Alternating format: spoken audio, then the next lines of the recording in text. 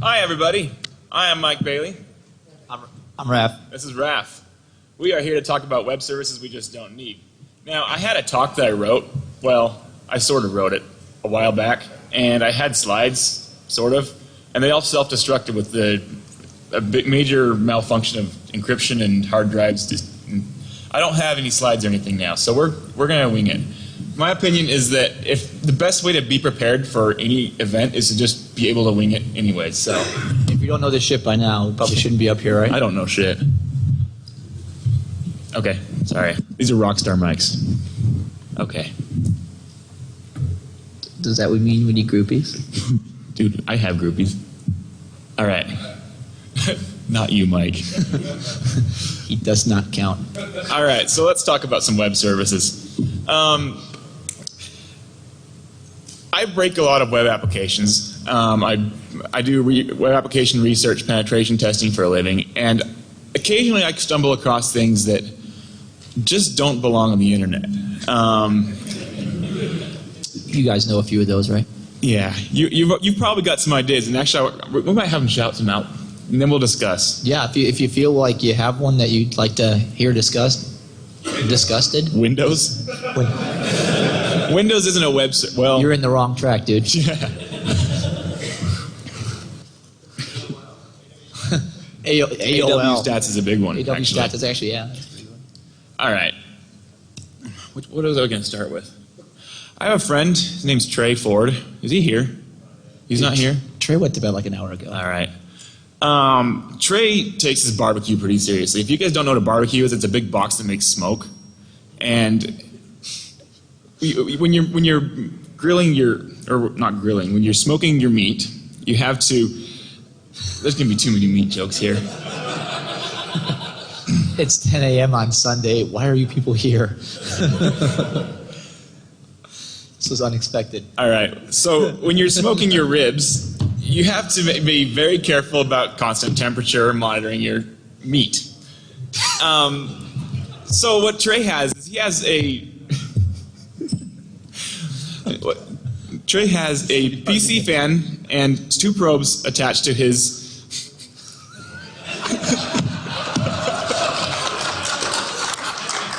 Does anybody have a bottle we can make Mike drink every time he loses his train of thought? I'm not losing my train of thought. I'm just trying not to make any dirty jokes. Dude, but you know what? The best dirty jokes are the implied ones. Yeah. Do you know where you are? Anyways, so he's got the probes in the PC fan attached to a computer, which is in a plastic bag because it rains sometimes in San Francisco, and that's all sitting outside next to his smoker. So this is all run through a web server that's sitting in that PC, and it tweets too. So during the course of like a 14-hour smoking of a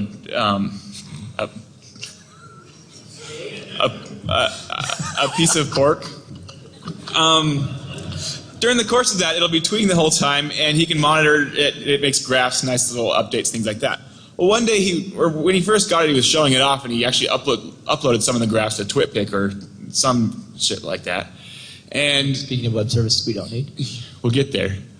And first of all, in those graphs, it has the IP address of the smoker. And I'm sitting there, and I mean, an internal IP address that may not be all that useful, but then. So as we're talking, at some point when you guys hear something that sounds interesting to you, I want everybody to go, what could possibly go wrong at the same time? Yes. All right. So, anyways. Right, they're awake. Yeah. Why? Why are you guys here? Don't you have better things to do? Dude, they're still coming in. All right. Anyways, so now I have the IP address of his smoker. I have the version of the software that's running, so I can go find a copy and download the source code. I actually had to find the guy that wrote the source code or the code because it's kind of obscure and ghetto, and I had to actually con him into giving me a copy of the source code by telling him that I wanted to help him do development on it. And so I start looking at it. It's fucking full of cross-site scripting holes, cross-site request forgery holes, things like that. So what you're saying is you could help Trey smoke. Wow. So, never mind. Anyways, the end result is that now every time Trey, I have a great slide with a screenshot, but now every time Trey goes to update his smoker, it pops up little messages at him, and he gets a nice little reminder of me. It's fun. That's beautiful. Yes. Every time Trey goes to smoke his meat, there's Mike. All right. So that's I'm one of here for the comedy relief. That's one of the stupid ones, but that's not really all that serious or that dangerous or anything like that. It is. It's a bad thing. No, but actually, think about how many of those there are on the internet. And if you used that really cool banner grabbing, I think there's 4 on the internet. I told you this thing was ghetto. the fact that you know that worries me. Yeah. Does anybody here have one?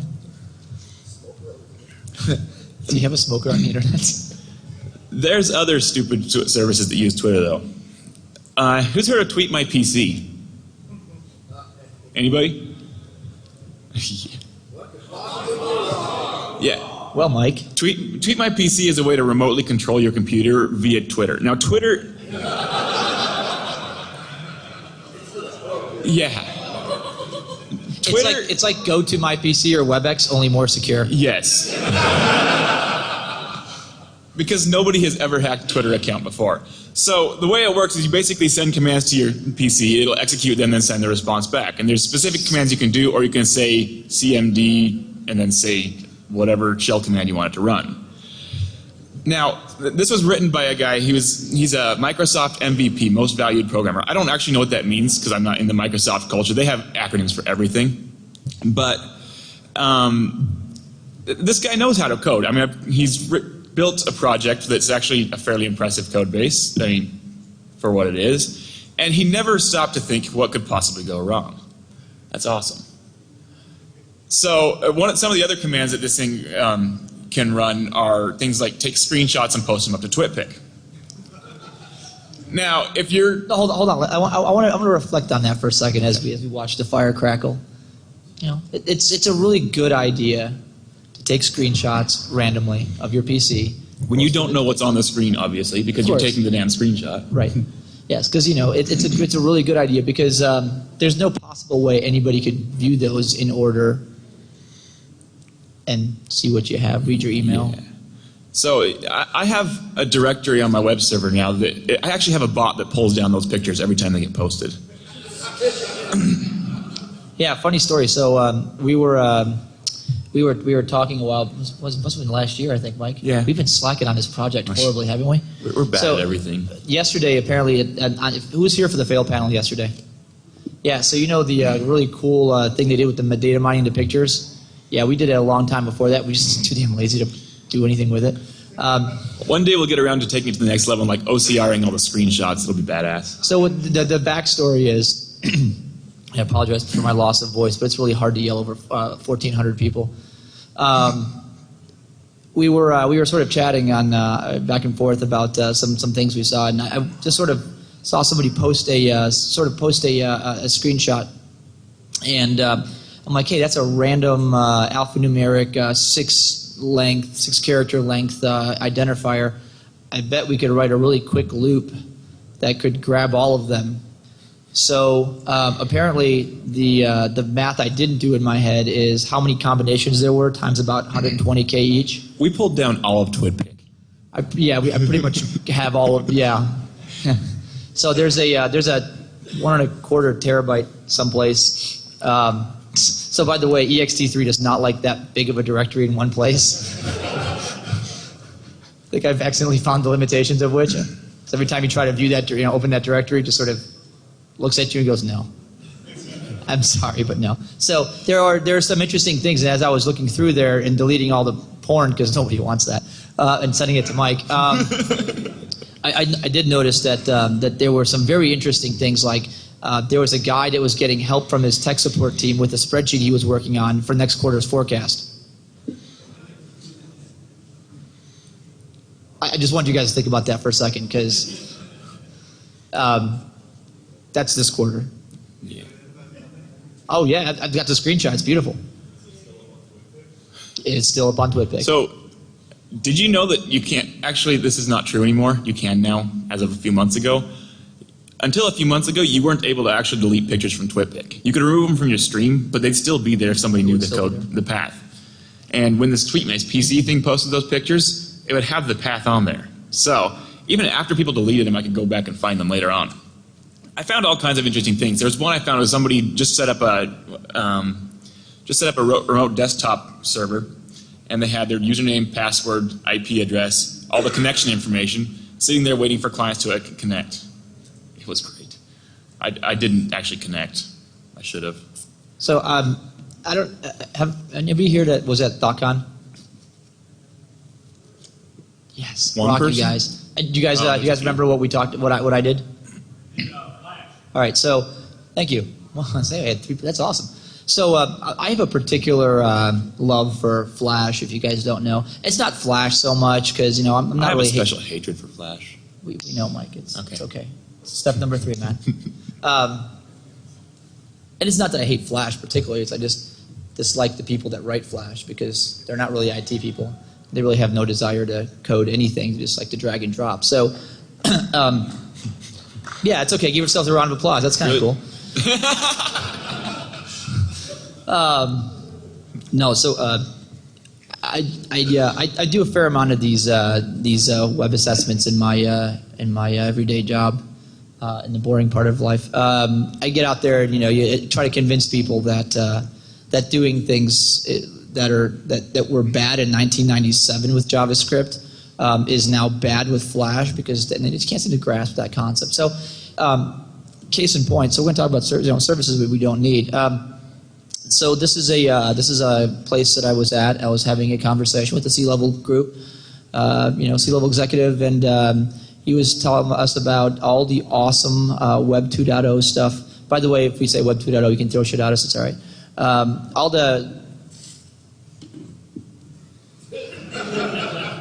All the Web 1.9999999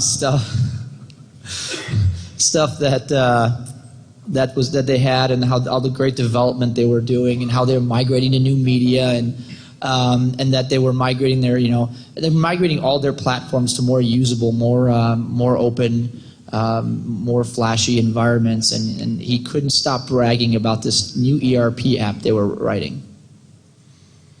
Does anybody see where this is going yet? Yeah, so go ahead, say it nice and loud. That's right. So so he's talking about this ERP app, and I'm just sort of staring at him. And I mean just staring, like he just grew horns and a tail staring. Yeah, and he stops midstream, and he's like, am I saying something wrong? I said, you wrote a ERP front end in Flash. He said, oh yeah, that's really cool. He goes, you got to see this. And so then he decided to take it upon himself to demo it, which was awesome. By the way, you guys, does anybody here use a Flash encryption tool? More on that later. Or maybe we should just segue into that real quick. So, sidebar. Oh no, Google it. There's an entire market. If anybody wants to, you can look it up right now. There really isn't any such thing as a Flash encryption tool, right. But there's a market for it. So people will sell you one. There's about what the hell? Fail. So there's several hundred tools out there, several hundred companies that will sell you a tool anywhere from $99 to the Enterprise Pro version for $1,999 to encrypt your Flash apps. Right? Well, good. That was weak sauce. That's all right. You can try again. We'll let it slide this time. Okay. Beautiful. Now that was allowed. So so these Flash. So what's the? After all, Flash is a language that requires something to run it. Right, it requires a sort of interpreter to run it on the local machine. So if you're going to encrypt a Flash file, step 1 of running it is what? And thank you for your $1,999. Anyway, so this guy's telling me about all this beautiful Flash app and how they've encrypted it, and so I gave him this story about why that was just complete, smoker. And that's going to be a joke, dude, to say smoker randomly. Yeah. And so it already is a joke. Yeah, very nice. So he's talking about it and he's showing it to me, and I'm like, can I show you something real quick? He's like, yeah. It's like, what do you? I'm like, well, there's this free tool, and there's hundreds of them, right? There's lots of free tools out there that you can decrypt Flash with. I know a couple good ones. If you know one, shout one out. So there's this app, and I load the Flash app in there, and I click the decrypt button. No, no, I'm just kidding. That'd be cool though, wouldn't it? So oh, somebody's phone's ringing. Hold on. Dude, there's ants teleporting into your pants. Leave it there. Just let's not That's talk one we about shouldn't that. touch. Yeah. I'm not even going to go that way. So anyway, that I was way. talking about Flash. Yeah. So Yeah, Flash. yes. So decompiled this app, and I'm just scrolling down, and go, do you see this? He goes, yeah. I'm like, you know what this is, right? He goes, well. He goes, well, I'm not an engineer, but it looks like a database connection string. I'm like, yeah.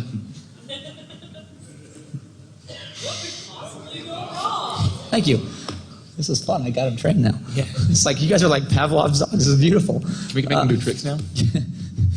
No, that might be pushing it. So I immediately explained to him why that was a bad idea by opening SQL Server Manager on my laptop, connecting to his server using those credentials, and just listing all his tables. And he said, well, that's no fair. You have source code. Did anybody here not know you can decompile Flash objects? Okay. Okay, cool, thanks. Apparently there's a lot of people that don't know that. Well, hold on, I'm going to finish my story. I was going to tell a story. I want to finish mine. Okay, go. Fight. My story's better. Whatever. So mine's almost done, so there. And they're listening. So as I was explaining to him why this is a bad idea and the whole idea how I could have source code possibly without actually talking to anybody and just getting the object, he says, he looks me dead in the eye and he says, so we should probably pull this off the internet? Yeah. Floor is yours, man. Beat that. I was actually going to tell this one later, but we're talking about Flash stuff and how nobody knew you can decompile them. Has anybody heard of Schlage Link? You know, the lock people. Yeah, the company that makes those locks that go on doors that hold doors shut. They Thanks for coming, Sarah. decided to create a web-enabled home home automation system. Call it Schlage Link. Oh, that was weak. We'll give you one more chance to do that one. See, All right. they were better for me. Yeah, well, You didn't do the visual cues good enough. I'm not even trying. See, this is how good I am without trying. So, anyways, You're a ninja. I was out at CES a few months ago, well, here at CES a few months ago, and I was bored because CES actually isn't that exciting if you're not into the hardware and the latest and greatest stuff, and I actually hate technology. So, I was at CES, and I was wandering You're in the wrong around. field. What? You're in the wrong No, field. I'm not. I break technology. That's how I just express my anger. And there's a lot to express. Yes, I'm an angry person. So I was bored and I was wandering around and I see the booth for the Schlage Link thing. I'm looking at they have the little kiosk set up and they have 18 salespeople that mob you the second you. Flash though. Okay. Throw candy or something next time. All right, so. Dude, they're returning fire. Yes. We're going to hide behind the table and build a fort.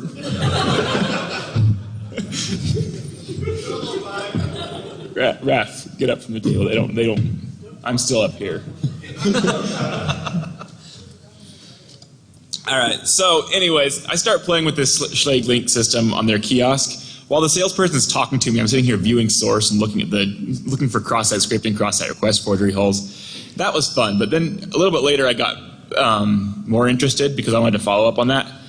And I went and I bought the lock for my door. I didn't actually ever install it. I should because my door still doesn't have a lock on it. But I don't trust that lock. I'd rather have none. So I set up this lock and I start playing with it, and I'm looking through the web application that they have set up for the back end. And I noticed that there's a Flash object that loads up, but it doesn't actually make any. I'm watching all my traffic with Firebug. If anybody thinks that Firebug is awesome, they're right. I'm watching all the HTTP requests it's making, but I noticed this Flash object, it looks like it should be making requests, but it's called, I can't even remember what it's called, but it had some kind of name like that was like network object or something like that. And I start looking at it, but it's not actually making any HTTP requests. So I decompile the thing and look at it, and it's connecting to an arbitrary port on their system. It's not arbitrary. Huh? It's not arbitrary. Oh. No, go ahead. It's connecting to a port on their system, and it sends over a few lines of data, and then it keeps getting data back. And it turns out what this is doing is whenever you like unlock or lock your door, the system sends a message to your base station, which is on your local network, which then uploads that message to the server. That server in turn broadcasts the message back to you or through this Flash object to the web application. But there's no actual authentication on this thing. So with one line of Perl, I was able to actually watch every single lock being unlocked in their entire system all day long. Hold on. What could possibly go wrong? And I would do a live demo, but I like the fireplace too much. Also, Yes. I might get in Yeah, trouble because I don't know if it's legal. It's probably at least a violation of term of service.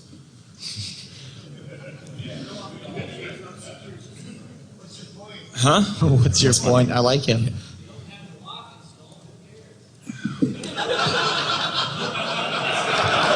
Well done. Mike's easily influenced. I am.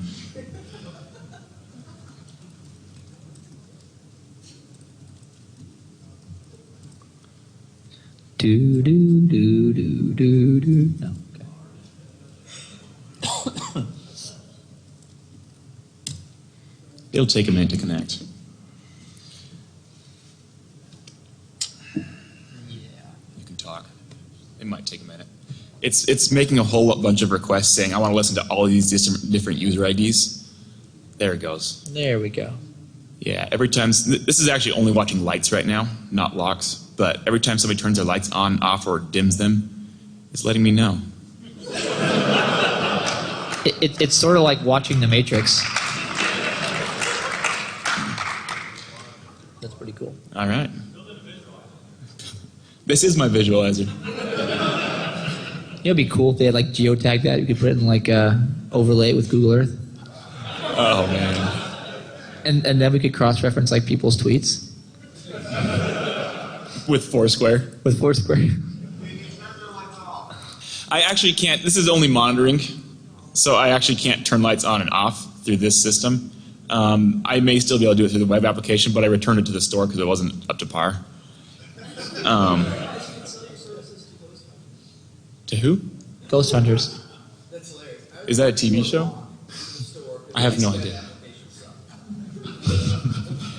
No, I just Can you imagine I just said filling it out didn't their- fit my needs. Can you imagine filling out their return form? Sir, why are we returning this lock? The web app sucks.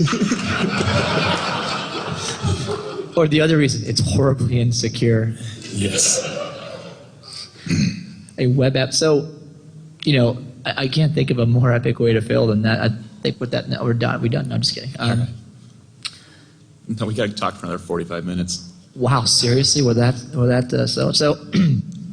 I've got. So I'm going to do like the. I've got a couple of stories I'll share with you guys. If you guys read my blog back in April, then you'll recognize some of these. But What is your blog? Are we telling them, or are you being anonymous right now? I have to be anonymous for a minute. Well, okay, for professional reasons. You can just Google White Rabbit. All right. Follow the white rabbit. Yeah, that's it. Exactly. Okay. So you guys watch anybody watch any late night TV? You ever seen the pitchmen do their thing? But wait, there's more. No? Okay. All right. Well, Billy Mays is dead, dude. If you're still watching Billy Mays, turn on. That's true. They're still running his ads, yeah. He's still getting paid.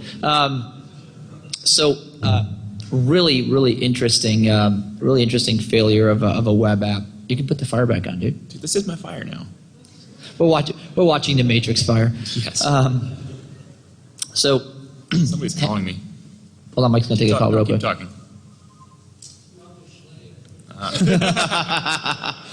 That's Schley calling. What's up, man? He's taking a live Hey, call. let me This put you on is great. speakerphone. Let me put you on speakerphone. This is Biho. Hey, man, you're talking to like an entire group of people or an audience of people. How you doing? I'm doing fantastic. How's it going? Good. Where- What do you have to say to them? How's the talk? What? You're the star! We should probably hang All up. right, on I'm him. gonna hang up now, dude. So, story. This is this. I like to call this one. But wait, there's more. So at the appropriate places, I'm gonna do this, and you guys are gonna say, right. Yeah, what could possibly go wrong is just kind of implied on this one. So again, I do a lot of these types of things for more private organizations. Usually, the audience is a little less receptive than you guys are. The usual look is like this. Tell me if you recognize this from your developers. And that means I totally buy what you're selling, right? Did a eval we were trying to help somebody, a group build a more robust. I guess more robust is the wrong way to say it because that would imply there was something there to begin with. But we were trying to help them build a sapling of a security program for their web apps. This just so happens that it's a very, very large company that unfortunately all of you touch somehow during your day. No. Those stories are for later. That's creepy. Looked at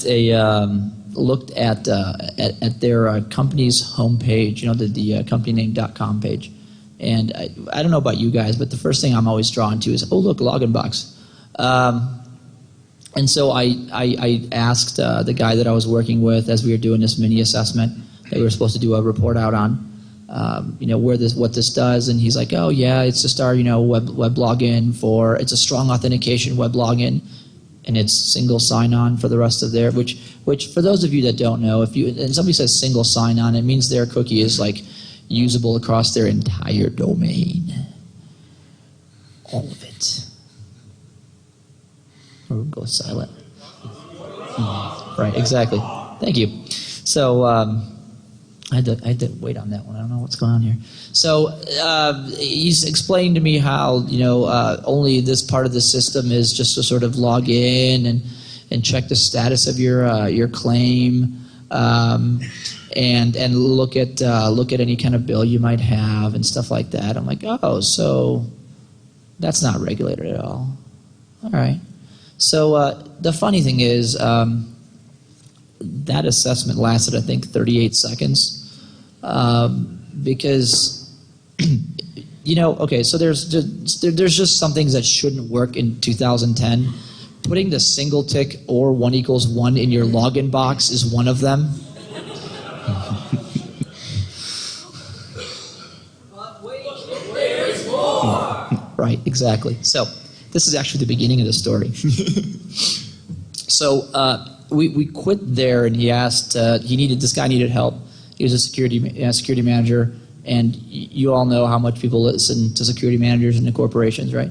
So he needed some firepower. He needed some ammo. Somebody that's kind of done this before. And I was like, all right, I'll kind of come out and help you and see if we can drum up some support. And he's like, what? It would really be helpful if we could do a live demo for them. I was like, yeah, I don't feel comfortable doing that on your live. So he's like, come on, I'll get executive sign off. We'll do a live demo. I'm like, all right, dude, we'll do a live demo. So I threw on my best shades and went up there and we're talking, and I'm explaining to them how this is. And by the way, so the room is set up sort of like this. There's a bunch of developers. There's like the C-level folks, the cluster of 4 sitting in the left-hand side, and there's a bunch of DBAs across the back. It's like high school. It's like not even high school. It's like grade school. It's like a grade school dance. Where everybody's sort of in their own space. Girls looking at boys across the dance floor. It's kind of like what this was. So they're sitting there and they're listening, and so I And I told them how easy it would be to pop this database, and they're like, well, can we see it? I said, sure. So I work for a company that does a little bit of web app stuff, and I have a tool that's sort of named after what it does. It's called a SQL injector, right? It's not rocket science. And so, you basically copy paste the URL, you click the button that says go, and it starts going. And while it's going, I'm talking to them about the bad things that can happen from SQL injection and such, and I'm getting this. Apparently, I'm wasting their time. So immediately, about a minute into this, there's a little box that pops up, and it shows the machine's name, the SQL version number, and the IP address. Right. So the guy, the security guy now, has kind of got this small smile creeping across his face, and DBAs in the back are like, "Huh, that's probably not good." But they're not panicked yet, and so I'm trying to explain that hacking, this really isn't hacking. It's just sort of stumbling through accidental fail. So I get there. I look over to see folks. Can I get your permission to see this button over here? It says "Get rows." Can I do that just for posterity? He goes, "Yeah, go ahead." Click. Within about 30 seconds, we had about 20% of the database on my laptop, the row names and stuff. Then we got the column names, and it only gets better from there. So at that point, I decided I was going to really kind of show them, beyond what a tool can do, because now I'm extracting data, so I can own your data, which is cool. And now they're slightly panicking. Security guy smiles just a little bit bigger. And so I open I'm writing out a command line. It's got the command string. Stop me if you've heard this. Net user add administrator. Okay. So there's a guy in the back that at that point just goes, "Whoa, stop." And the entire Live demo over. And the entire room at that point does one of these.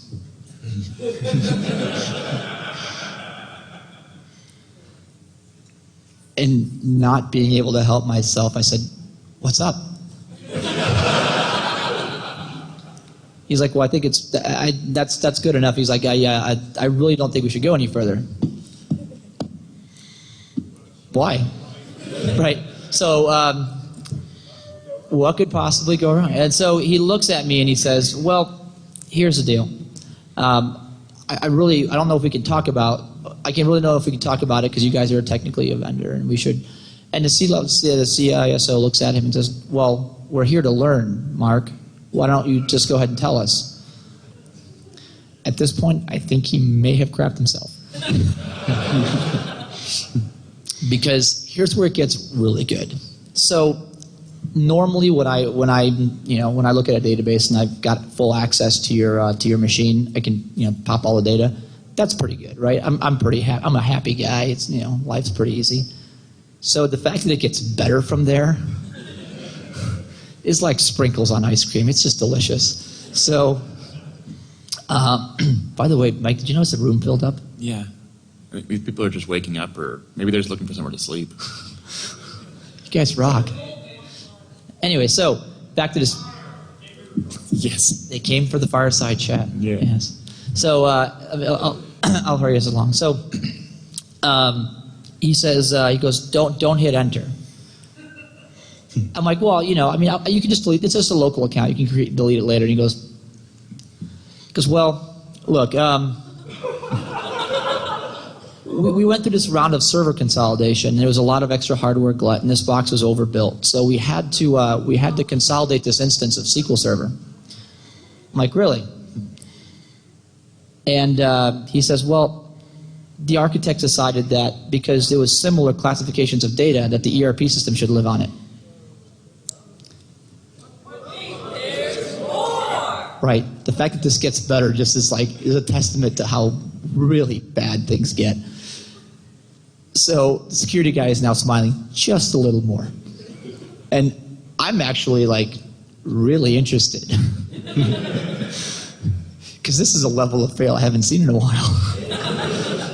I'm like, oh, okay. Well, I'm like, yeah, I know. So you can do things across the different SQL instances and stuff. And that's pretty bad. I'm like, yeah, but at least you're still limited. He goes, well. The fire is over. Should we try a campfire? There is more. You're relaxing it. So as he says, nice. The relaxing fishies.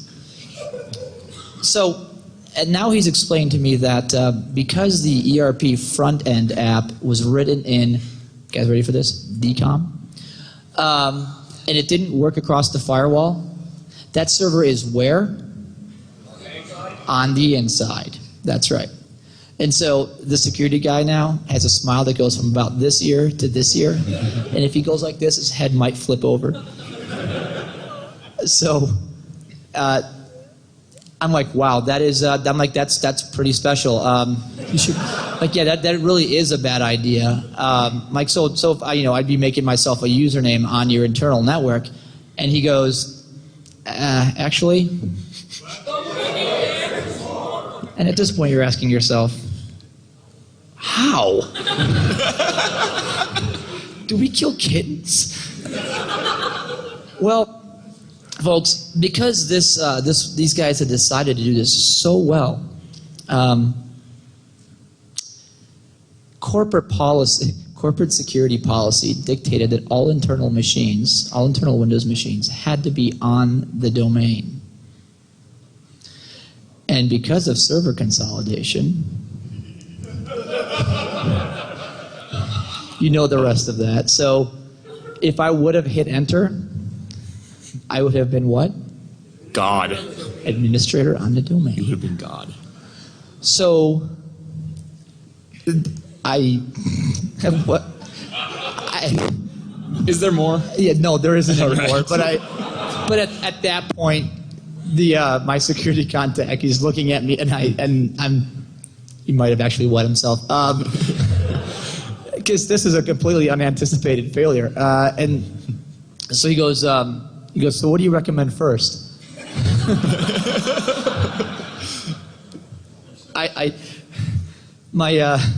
The sales guy that was with us just looked at me, and I as serious as I could say it, as seriously as I could say it, I looked at him dead in the eye and said, "Turn it off." Yes.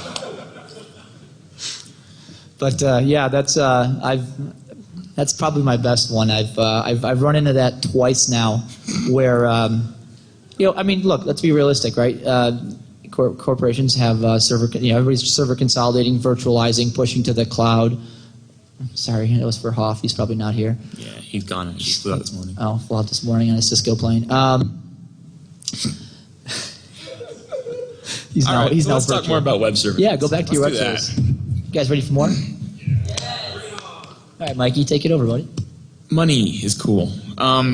People manage their money through web applications, and that's convenient, but it's not necessarily such a good idea. The online banking, things like that, they get hacked over. Well, actually, you don't really hear about it that often, but they do get hacked all over the place. Or at least all the ones I've looked at have vulnerabilities. My mortgage company, actually, I've been fighting with them I've moved away now, so hopefully I'll be done with them soon. But I've been fighting with them for. Did you sell your house? As soon as I do sell it, I'm going to be done with it. Good luck with that. Yeah. Anyways, their web application for managing my mortgage and my online banking and all that stuff, session ID is a timestamp. There's cross-site scripting, cross-site request forgery holes all over the place. I actually sent all these vulnerabilities to them.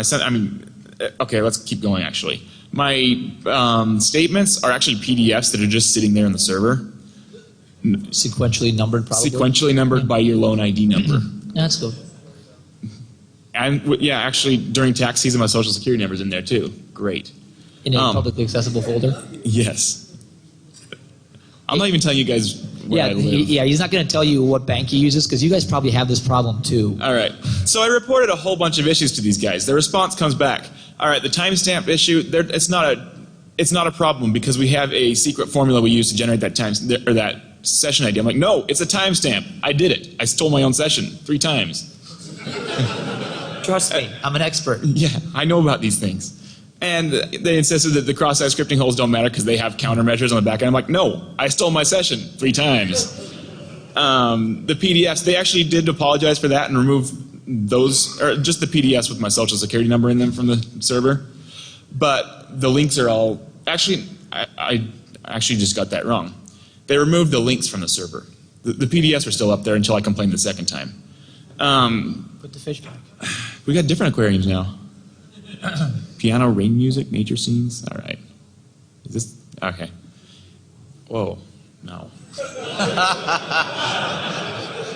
I do not need Anything that says ads name and that fish, you just don't know what's coming up on screen. So nobody wants like a Lindsay Lohan shot or anything. David Soxby's Reef Aquarium. Yeah, I went there. Okay.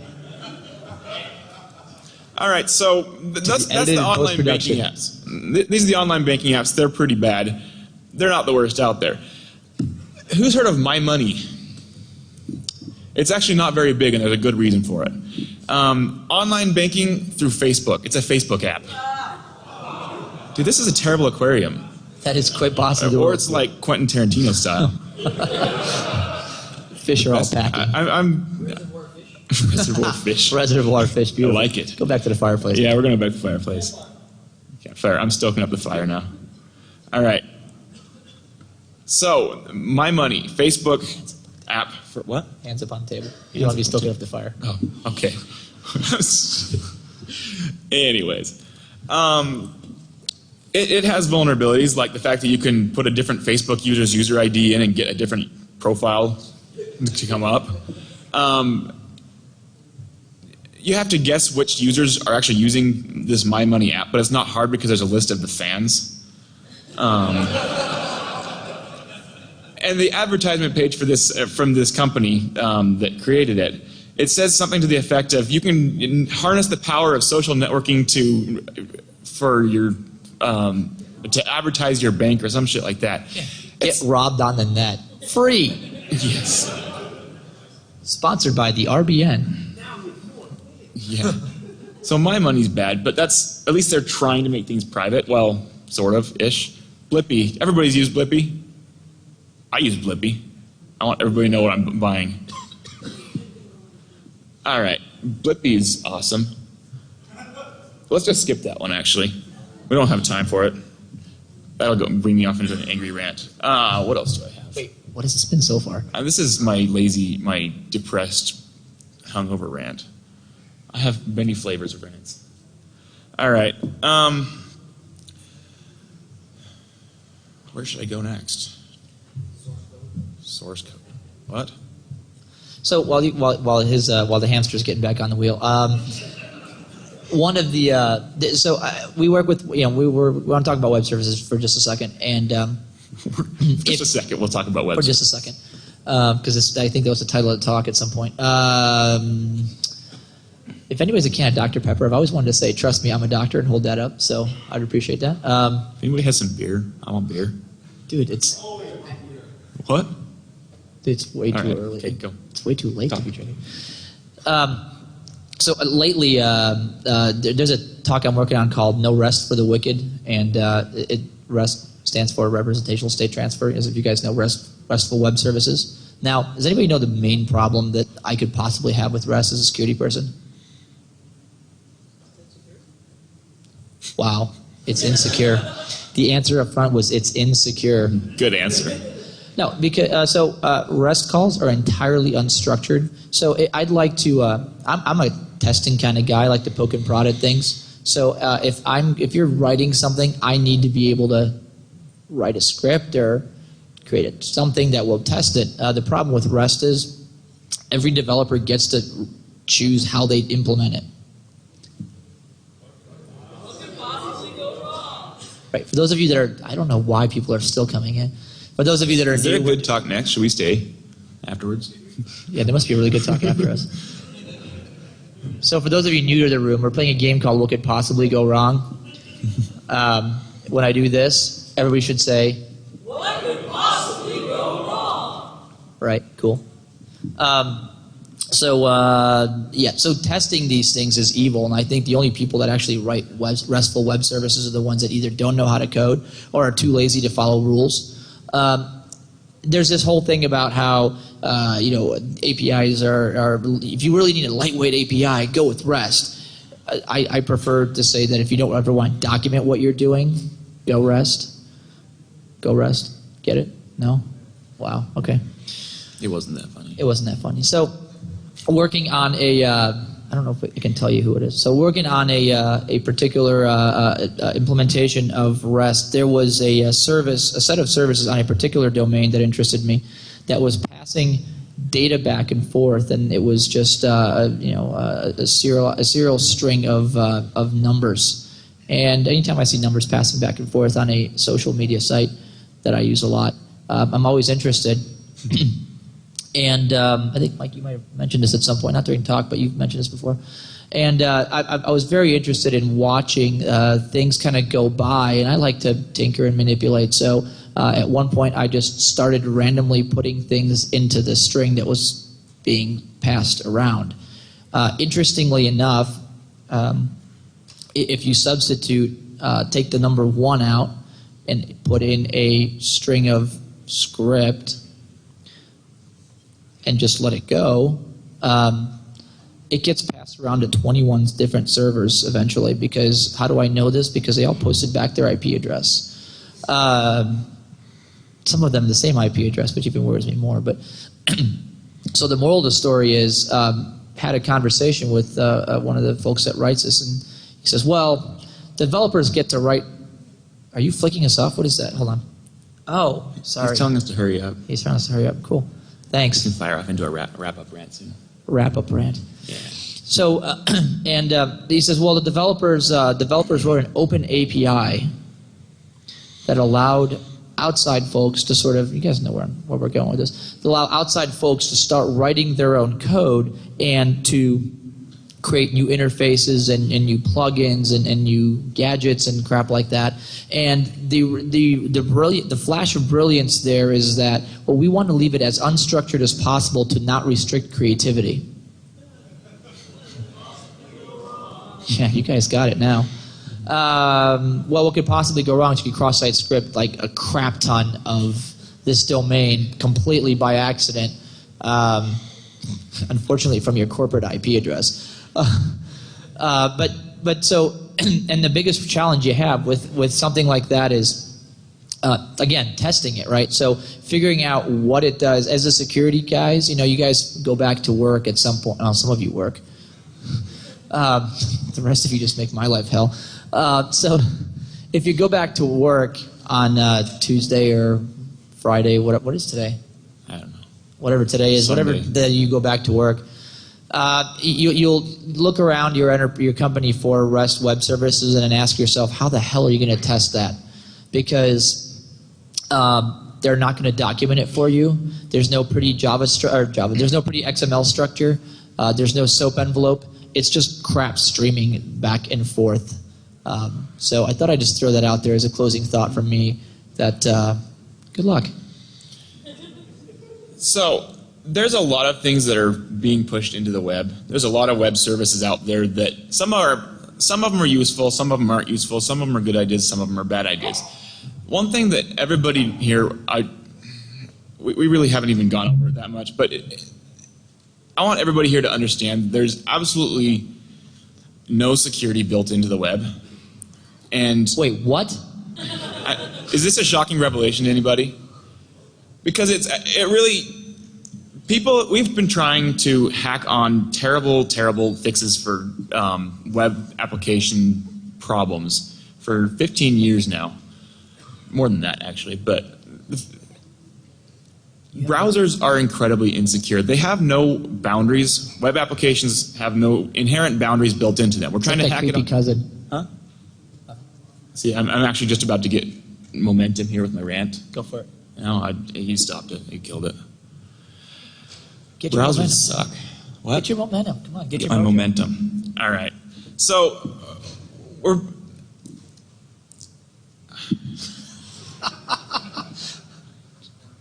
Yeah. I've hacked his brain. You've hacked my brain. I win. Anyways, web applications are very insecure. Cross-site scripting, cross-site request forgery, these stupid little attacks that are getting people owned right and left all the time, they're not complicated, they're not new, but they're incredibly useful because they work everywhere. XSS is like the universal API. It makes it so that you can integrate your web application with anybody else's. It's great. Anyways, whenever people want to move things onto the web, whether it's the admin panel for your network appliance, or is there a reason that your firewall really needs a web interface on it?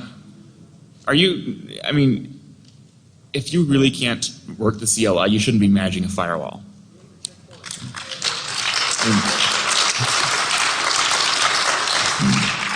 You realize it just disqualified about 50% of the whole firewall builders out there, right? But speaking of, earlier this year I found a XSS in the Palo Alto firewall. Within 5 minutes, it was the first place I looked. I think that people just aren't looking at them because they're expensive, and people who have spare time aren't actually looking at them. It's crazy. Anyways. They're secure. Yeah, they are.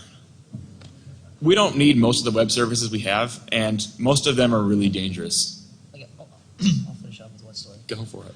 So I've We're out of got. time, though. Do we? How much time do we have? We're done. We're out. Oh. Okay, Fast. cool. Hey, thanks. Yes.